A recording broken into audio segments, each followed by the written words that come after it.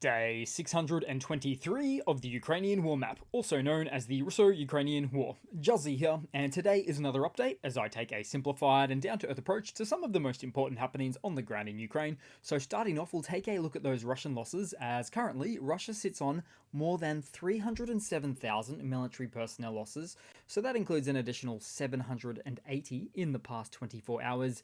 Then as for hardware losses, 8 tanks, 22 APVs, and a regularly whopping 29 artillery. Then we'll head across to the map today, as it very much appeared that something at the airbase in Taganrog was burning.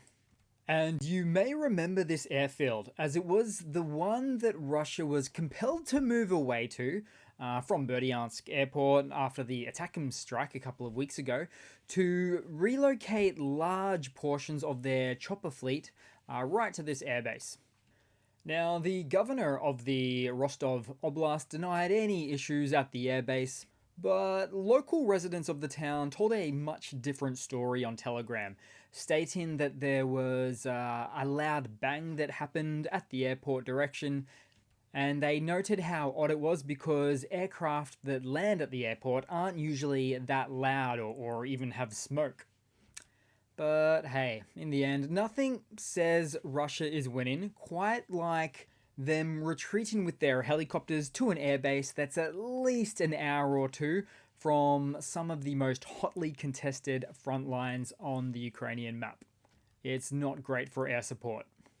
Then we'll head into the Ukrainian map today, into the Donbass, as the Ukrainian forces continued some offensive actions south of Bakhmut, and reportedly advanced as well.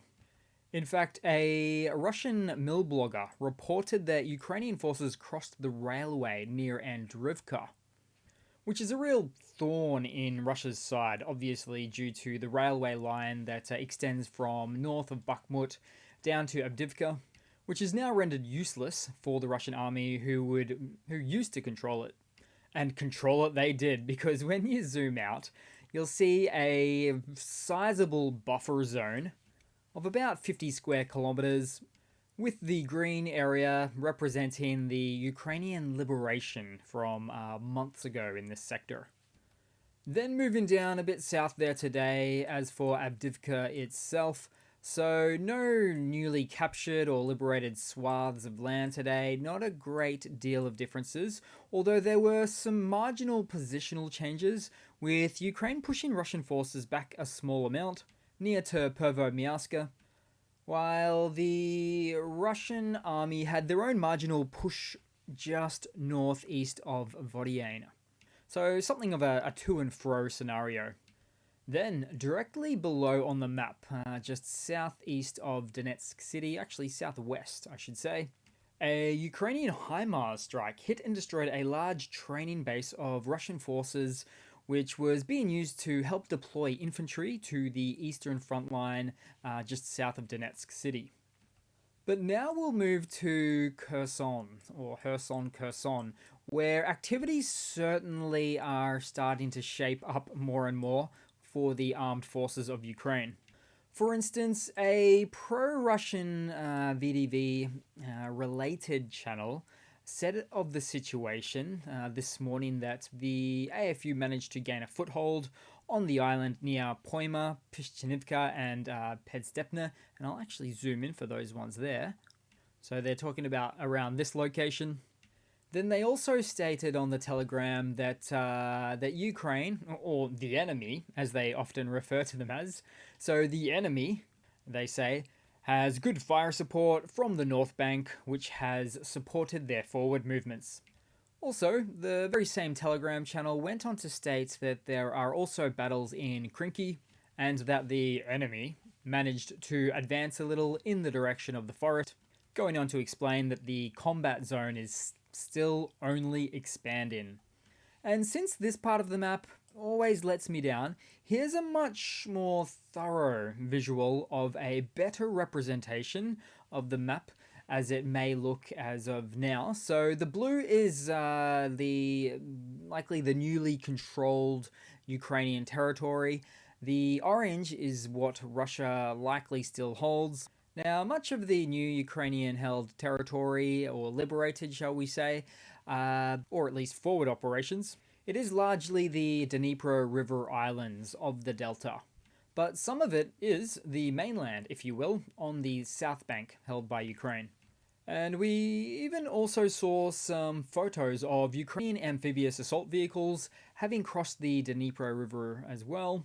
But in a much broader context, what we very much see here are shaping operations on this axis of the map by the Ukrainian forces as they seek to and continue to gain various pockets of footholds in the south that later turn into fully fledged bridgeheads, which would then facilitate further, more aggressive expansion operations. And I seem to remember when I said in November last year, right after Ukraine liberated the North Bank, that Russia would never cross the river to capture the North again. And that remains as true today as it was back then, because the Russian army is just not geared sufficiently for crossing a 50-meter river obstruction, let alone a much larger river like the Dnipro that goes up to 1,000 meters in some areas there. Because it takes training, skill, coordination, artillery fire control, and a decent level of amphibious capabilities to traverse such a natural beast. Although it certainly looks as though Ukraine is combining all of these elements to take on that challenge. Then we'll move across to Crimea as there is a bit of an update from Ukraine's hit on the shipyard in Crimea's southwest from just the other day, as pictures emerged from the fallout of Russia's corvette naval ship, the Askold, which, as we can see, now got a bit of an ass whooping. Now, I'm no ship hull expert, but suffice it to say that this looks like some pretty extensive damage. Oh, then, moving along as somewhere far, far away on the map, as Latvia's defense ministry reported that a Russian aircraft violated its airspace, which prompted diplomatic protests from the country. And all I can say to this is classic Russia. They've been doing this for years, for instance, near Alaska, and in fact, just last week in Japanese airspace as well. And of course, they continue to do so now, this time in Latvia, as they like to act like the big boy in town and put on this display of an image of strength and fortitude and that of a non-exhausted military capability. But when you flex your own muscle, it's not the same thing as being able to perform Olympic barbell weightlifting. These two things are very different. Then headed across to some news for today. Start off with another hardware update. So 5 Dutch F-16s are heading to Romania's Vitesti base today, airbase. Hopefully I've pronounced that correctly. Quite sure I have not. And all done so as a training hub for NATO and Ukrainian pilots to help prepare Ukraine for flying the aircraft. And it is just one such location for the training of these jets. But it just feels extremely close to home, doesn't it? Then in some other hardware news, and this one's quite strategic, as Ukraine has started mass production of its own version of the Russian Shahed 136 drones, which comes with a more powerful warhead and a range of over 1,000 kilometers, or about 620 miles. Now, only limited details on this new drone exist, but it is believed to be produced from a new Ukrainian company named One Way Aerospace. And reportedly, it's already tested and hit some targets in the field. Now, Ukraine has designed and built various different long-range drone platforms, but in limited availability. So to reach this mass production phase for at least one of these drone types, one of these deeply penetrating platforms, it's just a frightening position for Russia to be in, really. Due to being such a large country with such a sparsely populated air defense network. So large country, low on air defenses, it's not a good combination. Oh, which reminds me, because plus, it was just a month ago or so when Zelensky stated that if Russia attacks Ukraine this winter, Ukraine will return the favor in kind. Because you see, Ukraine needs an in-house produced long-range platform to perform this sort of an instant karma with. So he actually probably had these in mind when he made those comments. Then, in some other news, the White House has declared that the US will halt its commitments under the Conventional Armed Forces in Europe Treaty, the CFE Treaty, with all member states starting December 7th due to Russia's withdrawal from the treaty. All NATO members support this indefinite suspension as they consider the treaty unsustainable if Russia, a major party of which, does not comply. And this treaty name is a bit of a misnomer, in my opinion, because halting a conventional arms or armed forces treaty sounds like NATO is going nuclear. But rather, it's about NATO foregoing its previous agreements not to station lots and lots of military personnel and equipment in Europe. Although since Russia's no longer complying with the former agreement, therefore, the rest of NATO certainly chooses to bolster its defences in various regions of Europe. Makes sense. Then in some other news, about a week ago, there was a story about Ukraine taking in 17,000 Russian POWs peacefully, without a shot, since the war began. So quite a staggeringly just gigantic number. And that doesn't even include the active battlefield forced surrenderers. But even in follow-up to that, because more recently there was news about Ukraine having to, in fact, expand the detention center facilities larger and more to support the influx of Russian POWs. And it's gotten this way because many of these Russian soldiers who surrendered were responding to those quote-unquote "I want to live" text messages, flyers, and broadcasts that Ukraine sent out, which offered an anonymous safe haven if they laid down their arms and surrendered. So it appears that operation was just a smashing success. Then I'll round off the day with another funny. So back to the Askold ship pain point that Russia has been experiencing of late with the loss of their latest ship.